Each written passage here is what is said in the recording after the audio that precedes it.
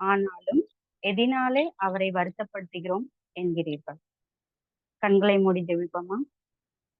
அன்பின் பரலோக பிதாவே, ஆசீர்வதிக்கப்பட்டதான இந்த மாலை வேலைக்காக உமக்கு நன்றி செலுத்துகிறோம் அப்பா. ஆண்டவரே, இந்த வேலையிலும் நாங்க அனைவரும் உடைய வார்த்தை கேட்க கூடியிருக்கிறோம் சுவாமி. அப்பா, நீங்க எங்களுக்கு கிருபை செய்யுங்க. உங்களுடைய வார்த்தைகளை புரிந்து கொள்ள, அதன்படி வாழ நீங்க எங்களுக்கு உதவி செய்யுங்க சுவாமி. அப்பா, அடியேனை மறைத்து நீங்க மாத்திரம் பேசுங்க. என்னுடைய வார்த்தைகள் எல்லாம் உங்களுடைய வார்த்தைகளே உங்களுடைய பிள்ளைகளை பலப்படுத்தும் அப்பா. நீர் அப்படியே செய்ததற்காக ஸ்தோத்திரம். அடியேனை தாழ்த்தி உங்களுடைய சமூகத்துல ஒப்புக் கொடுக்கிறேன். இயேசுவின் மூலம் ஜெபிக்கிறேன் எங்கள் ஜீவனத்தில் நல்ல பிதாவே. ஆமென். மறுபடியும் வாசிக்கிறேன். உங்கள் வார்த்தைகளினாலே கர்த்தரை வருத்தப்படுத்துகிறீர்கள். ஆம், இதுதான் இன்றைய தியானத்திற்காக எடுத்துக்கொள்ளப்பட்ட வார்த்தை.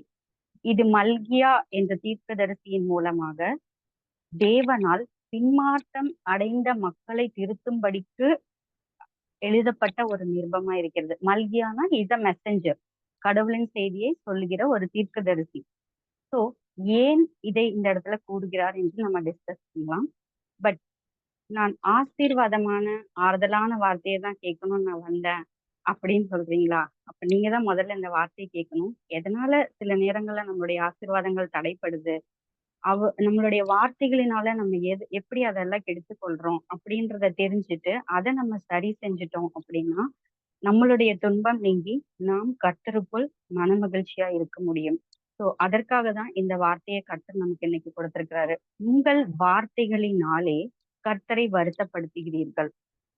இந்த இடத்துல பார்த்தோம்னா, இந்த பாபிலோனியால அந்த மக்கள் வந்து பின்வாங்கி போன ஒரு சூழ்நிலையில காணப்படுறாங்க. அவங்க எல்லா காரியங்களிலும் ஒரு அசட்டையா இருக்கிறாங்க. ஒரு காணிக்கை, பலி செலுத்துதல், ஆண்டவருடைய வார்த்தையை அறிவிக்கிறது, ஈவன் ஊழியக்காரங்க கூட அந்த மாதிரி ஒரு பின்வாங்கின ஒரு நிலைமையில காணப்படுற ஒரு மக்களை நோக்கிதான் இந்த மல்கியா தீர்க்கதரிசியை பயன்படுத்தி தேவன் இந்த வார்த்தைகளை அறிவிக்கிறாரு. ஏன் இந்த வார்த்தைகளை அறிவிச்சாருன்னு பார்ப்போம். அதுக்கு முன்னாடி வேதத்துல 916 முறைகள் வார்த்தை என்ற வேர்டை பயன்படுத்தியிருக்காங்க. அதுலயும் மோஸ்ட்லி பாத்தீங்கன்னா தேவனுடைய வார்த்தை அவனுக்கு உண்டாகி, தேவனுடைய கர்த்தருடைய வார்த்தை அவனுக்கு உண்டாகி, இந்த மாதிரிதான் நிறைய வார்த்தை அப்படின்னு எழுதப்பட்டிருக்குது. சோ சில சாம்பிள் நான் சொல்றேன். ஆவிகளை துரத்திய வார்த்தை, தேவனுடைய வார்த்தை அவனுக்கு உண்டாகி, எச்சரிக்கையாக கொடுக்கப்பட்ட வார்த்தை, வானம் பூமி ஒளிந்து போனாலும் என் வார்த்தை ஒளிந்து போகாது, தேவ வார்த்தை ஜீவனும் வல்லமையும் இருபுறமும் கருத்துள்ள பட்டயமுமா இருக்கிறது. நீதிமொழிகள்ல பாத்தீங்கன்னா கோல்காரனுடைய வார்த்தை, மூடனுடைய வார்த்தை, அறிவாளியின் வார்த்தை, இப்படி ஏகப்பட்ட வார்த்தை என்னும் சொல் வேதாகமத்தில் பயன்படுத்தப்பட்டுள்ளது. நிறைய இடங்கள்ல தேவன் அருளிய வார்த்தை, தேவன் அருளிய வார்த்தைன்னு சொன்னாங்க. ஆனா ஒரு சில இடங்கள்ல ஜனங்கள் அல்லது மனுஷனுடைய வார்த்தைகளை குறித்து சொல்லப்பட்டிருக்கு. அதுல நமக்கானது என்ன அப்படின்றத நம்ம இன்னைக்கு தியானிப்போம். யாக்கோபு 3வது அதிகாரம் 5 மற்றும் 6 வசனங்களை நம்ம வாசிச்சோம் அப்படின்னா, நாவு, நம்முடைய அவயவமாகிய நாவை குறித்து சொல்லப்பட்டிருக்கிறது. நாவு அப்படிங்கிறது ஒரு டேஞ்சரஸான ஒரு விஷயம். அதோட டேஞ்சரஸான கேரக்டரிஸ்டிக்ஸ, அந்த தன்மைகளை இந்த இடத்துல வேதம் நமக்கு விளக்கமா சொல்லுது. இங்க அவயவத்தை குறிச்சு அவங்க சொல்லல, நாவினாலே நாம் பேசுகிற காரியங்களை குறித்து சொல்றாங்க. மறைமுகமா நாவினாலே நாம் பேசுகிற வார்த்தைகளை குறித்து சொல்றாங்க. அவர் நாமம் பரிசுத்தமும் பயங்கரமுமானது அப்படின்னு சொல்லி சங்கீதம் 111வது அதிகாரத்துல சொல்லப்பட்டிருக்கு. அப்படிப்பட்ட உயர்ந்த தேவனை நம்ம ஆராதிக்கிறோம். அப்படிப்பட்ட தேவனை நம்ம என்னென்ன வார்த்தைகளால துக்கப்படுத்துறோம், எதனால நம்மளுடைய ஆசீர்வாதங்களை இழந்து போறோம், இந்த மாதிரி காரியங்கள் ஒரு 3 காரியங்களை நான் உங்களுக்கு விளக்க விரும்புறேன். இது இன்ட்ரோடக்ஷன் தான். இப்ப முதலாவது பாயிண்ட் பார்ப்போம். மத்தேயு 14:31 நம்ம வாசிக்கிற சம்பவம் என்னன்னா, ஆண்டவர் இயேசு கிறிஸ்து கடல் மேல நடந்து வர்றதை பார்த்த பேதுரு, அவரும் அவரை பார்த்து அந்த கடல்ல இறங்கி நடக்கிறாரு. ஆனா அவருடைய விசுவாசம் எந்த வரைக்கும் இருந்துச்சுன்னா, தேவனையே நோக்கி பார்க்கிற வரைக்கும் அவருடைய விசுவாசம் இருந்துச்சு. அந்த விசுவாசத்தை விட்டு அவர் கடலை நோக்கி பார்க்கும் பொழுது அவருக்கு அந்த விசுவாசம் போயிடுச்சு. அவர் அவிசுவாசியா மாறிட்டாரு. சோ அந்த நேரத்துல அவர் மூழ்கி போறாரு. அப்ப இயேசு கிறிஸ்து தன்னுடைய கரத்தை நீட்டி அவரை தூக்கி விட்டு, அற்ப விசுவாசியே, நீ ஏன் என்னை சந்தேகப்பட்டாய்ன்னு சொல்லி ஆண்டவர் கேட்கிறாரு. சோ இதுதான் ஏன் அப்படிங்கிற ஒரு வார்த்தை மூலமா நம்ம கர்த்தரை வருத்தப்பட செய்கிறோம் அப்படின்னு சொல்லி சொல்றாங்க. ஏன் என்ற வார்த்தை எப்படி ஆண்டவரை துக்கப்படுத்தும் அப்படின்னு யோசிக்கிறீங்களா? இப்போ நீதிமொழிகள் 18:21 மரணமும் ஜீவனும் நாவின் அதிகாரத்தில் இருக்கிறதுன்னு சொல்லியிருக்கு. நம்ம என்ன விசுவாசிக்கிறோமோ அது நமக்கு நடக்கும்னு கர்த்தருடைய நாமத்துல நம்ம அப்படியே விசுவாசிக்கணும். அதை விட்டுட்டு ஏதாவது ஒரு பாடுகள் வந்தது அப்படின்னா, ஏன் எனக்கு மட்டும் இப்படி நடக்குது? ஏன் எனக்கு மட்டும் இந்த சோதனை? ஏன் ஆண்டவரே நான் உங்களை தொழுது கொள்றேன், உமக்கு நான் காணிக்கை செலுத்துறேன், உங்களுடைய ஆலயத்துக்கு வரேன், எனக்கு மட்டும் ஏன் இந்த மாதிரி போராட்டங்கள் வருது? ஆண்டவருக்கு ஏன் என் மேல மட்டும் இரக்கம் இல்ல? ஆண்டவர் ஏன் என் மேல மட்டும் அன்பு செலுத்தல? அப்படின்னு ஏன் அப்படிங்கிற வார்த்தைய நம்ம ஆண்டவரை நோக்கி கேட்டோம்னா, அவர் வருத்தப்படுவார். இந்த வார்த்தை மிகவும் ஆபத்தானது கிறிஸ்தவ வாழ்க்கையிலே. சோ இந்த இடத்துல நம்ம என்ன கத்துக்கிறோம்னா, ஒரு மலையை பார்த்து நீ பெயர்ந்து போன்னு கடுகளவு விசுவாசத்துல நம்ம சொன்னா கூட, அந்த வார்த்தைக்கு வல்லமை உண்டு. அந்த வார்த்தை போய் கிரியை செஞ்சு அந்த மலையே அந்த இடத்த விட்டு பெயர்ந்து போகும்னு சொல்லி கர்த்தர் சொல்றாரு. சோ இந்த மாதிரி இருக்கும் பொழுது, சின்ன குழந்தையில இருந்து தாயின் கருவிலிருந்து நம்மளை பிரிச்செடுத்த தேவன். தாயின் கருவில் உருவாகும் முன்னே நம்மளை தெரிந்து கொண்டு, அந்த 10 மாதங்கள் நம்ம கருவில காத்து, வெளிய வர வச்சு, அந்த உலகத்த பார்த்து ஒவ்வொரு காரியங்களிலும் குழந்தையில இருந்து நடக்க கற்றுக் கொடுத்து, நமக்கு பாடங்களை கற்றுக் கொடுத்து, நல்ல ஆசிரியர்களை கொடுத்து, நல்ல ம் பெற்றோர்கள், உறவினர்களை கொடுத்து, உலக வாழ்க்கையில எத்தனை தீங்குகளுக்கும் நம்மளை விலக்கி காத்து, நல்ல கல்வியை கொடுத்து, நல்ல ஆரோக்கியத்தை கொடுத்து, இவ்வளோ காரியங்களை நமக்காக பெஸ்ட்டா செஞ்ச நம்ம தகப்பனால, நாம் நினைக்கிற சின்ன சின்ன காரியங்களால செய்ய முடியாதா? அந்த நம்பிக்கை ஏன் நமக்குள்ள இல்லாம போச்சு? சோ இந்த ஏன் என்ற காரியம் கர்த்தரை வேதனைப்படுத்துகிற ஒரு காரியம். இந்த ஒரு காரியம் ஏன் ஆண்டவரே, ஏன் ஆண்டவரேன்னு கேட்க கேட்க நம்மளுடைய ஆசீர்வாதங்களை இழந்து கொண்டேதான் போறோம். அதை விட்டுட்டு ஒரு விசுவாசமான ஒரு மனநிலையில ஆண்டவரை பார்த்து பூமியும் அது நிறைவும் கர்த்தருடையது. கர்த்தருடைய பிள்ளைகளுக்கு தான் அது அத்தனையுமே சொந்தம். இந்த பூமியில நீங்க என்ன வேணும்னு நினைக்கிறீங்களோ அத ஆண்டவருடைய நாமத்தினால நீங்க கேட்கும் பொழுது உடனடியாக பெற்றுக் கொள்வீர்கள். இயேசு கிறிஸ்துவின் நாமத்தினாலே இதை நான் பெற்றுக்கொண்டேன் நன்றின்னு சொல்லுங்க. அதை விட்டுட்டு ஏன்னு கேட்டீங்க அப்படின்னா அது ஆண்டவரை துன்பப்படுத்துகிற ஒரு காரியமா இருக்குது இந்த இடத்துல. சோ நம்ம ஆண்டவருக்கு என்ன விதத்துல கனம் பண்ண முடியும்னா, நம்ம வார்த்தைகளால அவரை துன்பப்படுத்தாம, நம்மளுடைய விசுவாசத்தினாலே அவர் மீதுள்ள வைத்திருக்கிற அன்பை நம்ம வெளிப்படுத்தினோம்னா, நம்ம எந்த ஆசீர்வாதங்களையும் நம்ம இழந்து போக மாட்டோம். சோ இது முதலாவது காரியம். ஏன் என்ற கேள்வி, ஏன் என்ற வார்த்தை. அற்ப விசுவாசியே ஏன் என்னை சந்தேகப்பட்டாய்? ஏன் அப்படிங்கிற ஒரு வார்த்தையே ஒரு குறியதான ஒரு வார்த்தை. அந்த வார்த்தையை நம்ம கடவுளை நோக்கி, நம்மளுடைய கர்த்தரை நோக்கி சொல்லப்படக்கூடிய வார்த்தை கிடையாது. ஏன்னா சகலத்தையும் ஆண்ட தெய்வன், சகலத்தையும் ஆளுகிற தெய்வன், நேற்றும் இன்றும் என்றும் மாறாத தேவன். அவர் இன்றைக்கும் உயிரோடு இருக்கிறார். இன்றைக்கும் நம்ம அருகில இருக்கிறாரு. இன்றைக்கும் நம்மை தேற்றுகிற தேவன். எல்லா கஷ்டங்களிலும், எல்லா கண்ணீரிலும் நம்ம கூடவே இருக்கிறார். இது நமக்கு தெரியும். தெரிஞ்சாலும் சில நேரங்கள்ல அவிசுவாசத்துல நம்ம சில கேள்விகளை ஆண்டவரை நோக்கி கேட்கிறோம். ஏன் ஆண்டவரே எனக்கு இது நடந்துச்சு? ஏன் ஆண்டவரே எனக்கு இது நடந்தது? அப்படி ஏன் என்ற சந்தேகத்திற்குரிய கேள்விகளை ஆண்டவரை நோக்கி நம்ம கேட்கும் பொழுது அந்த வார்த்தை தேவனை துன்பப்படுத்துகிறது, தேவனை வருத்தப்படுத்துகிறது. மல்கியா தீர்க்கதரிசியின் மூலமாக அந்த மக்களுக்கு, யூதா மக்களுக்கு, பின்வாங்கி போன மக்களுக்கு தேவன் சொன்ன அதே வார்த்தை. ஏன் அந்த வார்த்தைகளினாலே நீங்க என்ன வருத்தப்பட செய்றீங்க? ஆனா எதினாலே நான் உம்மை வருத்தப்பட செய்தேன்னு கேக்குறீங்கன்னு சொல்லி அந்த வசனத்துல போடப்பட்டிருக்கு. நம்ம ஏன் ஏன் ஏன்னு அவ்விசுவாசமான வார்த்தைகளை நம்ம கேட்கும் பொழுது ஏசப்பாவ நம்ம துன்பப்படுத்துறோம். சோ இந்த மாதிரி காரியங்களை நம்ம அவாய்ட் பண்ணணும். இதுதான் முதலாவது காரியம். 2வது காரியம் என்ன அப்படின்னா, எசேக்கியேலின் புஸ்தகம் 38வது அதிகாரம் 29ல சொல்லப்பட்டிருக்கு.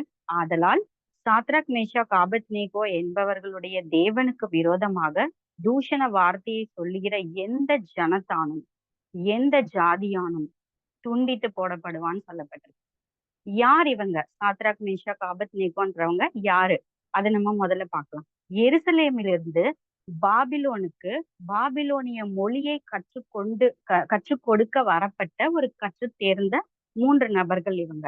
இவங்க இந்த கற்றுத் தேர்ந்தவர்கள் மாத்திரம் கிடையாது.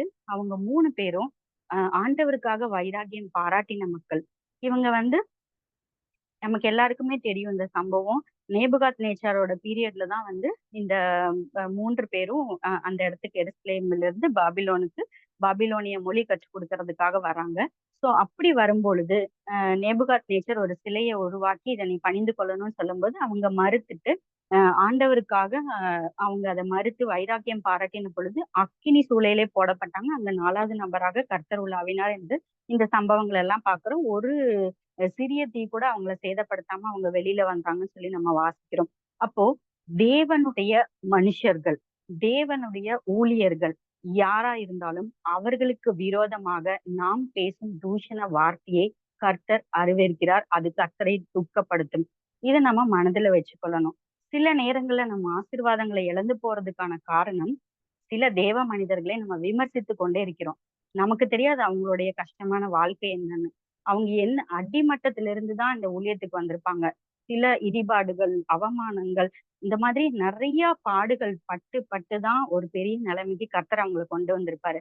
அவங்க யாரா இருந்தாலும், என்ன ரூமர்ஸ், என்ன விமர்சனங்கள் எதுவாக இருந்தாலும் அதுக்கும் நமக்கும் சம்பந்தமே இல்ல. அத பத்தி நம்ம பேசக்கூடிய அதிகாரம் படைத்தவர்கள் அல்ல. சோ அத நம்ம அவாய்ட் பண்ணிட்டு இந்த சம்பவத்துல இருந்து நம்ம என்ன தெரிஞ்சுக்கணும்னா, இந்த மாதிரி தேவனுக்காக வைராக்கியம் பாராட்டக்கூடிய மனுஷர்களுக்கு விரோதமாக நாம் எதை பேசினாலும் தேவனுக்கு விரோதமாகவே பேசுகிறோம் என்று அர்த்தம்.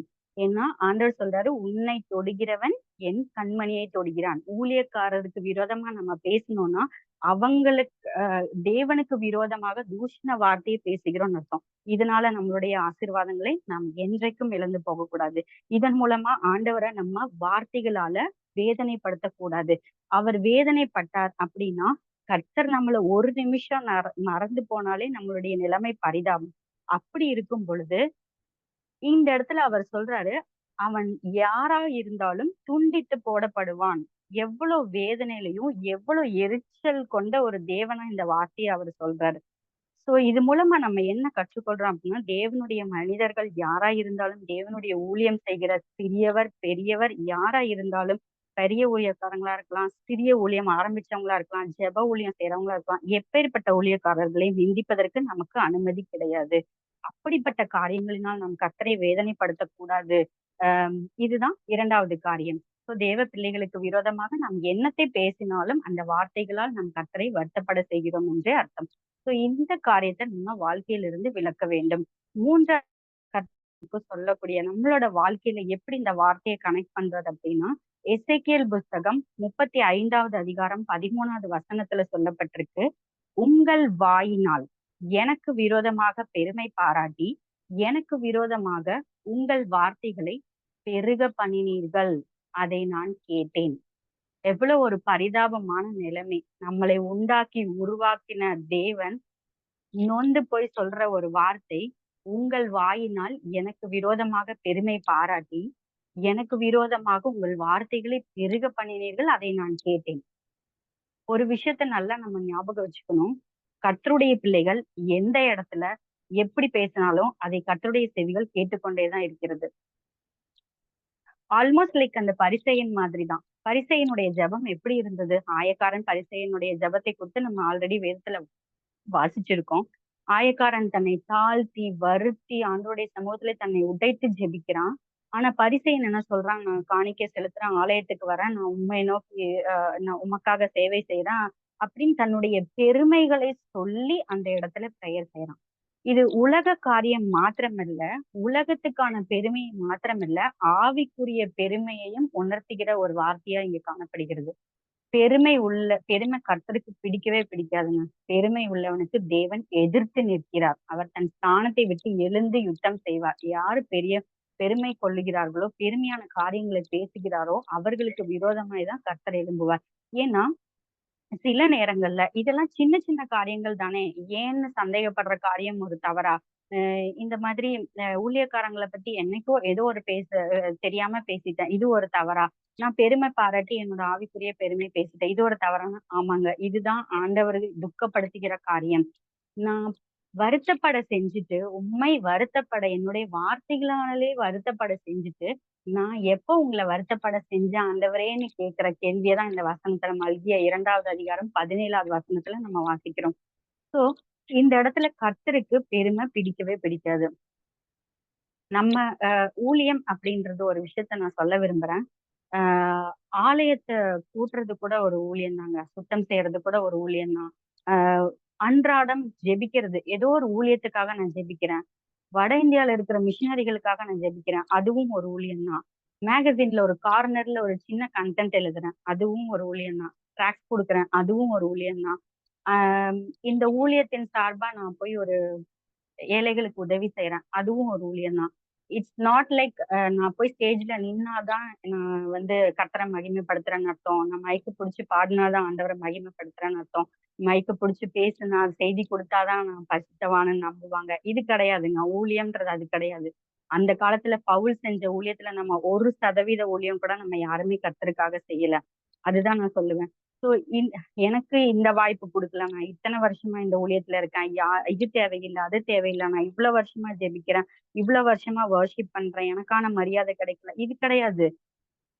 தாழ்மை உள்ளவர்களுக்கு தான் கர்த்தர் கிருபை அளிப்பார். பெருமை உள்ளவனுக்கு தேவன் எதிர்த்து நிற்பார். சோ பெருமையின் அலட்டல் வார்த்தைகளை தவிர்த்து நம் கர்த்தருடைய சமூகத்திலே காத்திருக்கும் பொழுது கர்த்தர் நமக்கு அற்புதங்களை செய்வார்.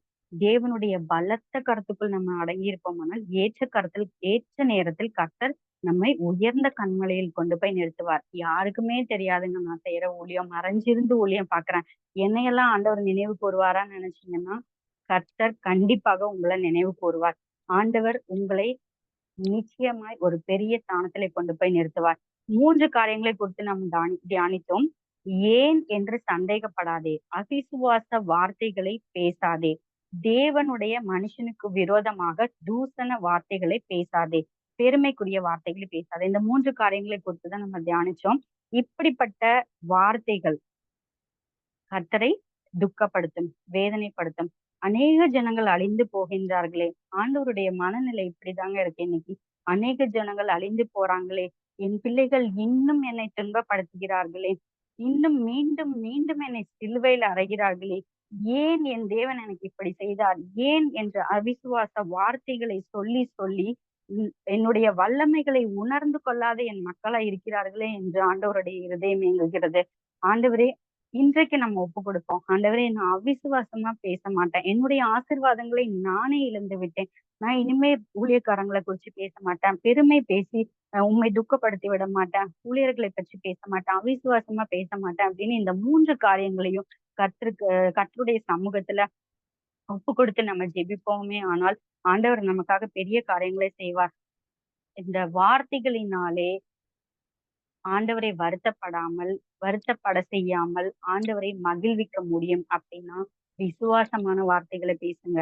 ஊழியர்களுக்காக சப்போர்ட் பண்ணுங்க. அவங்களுக்காக ஜெபிங்க.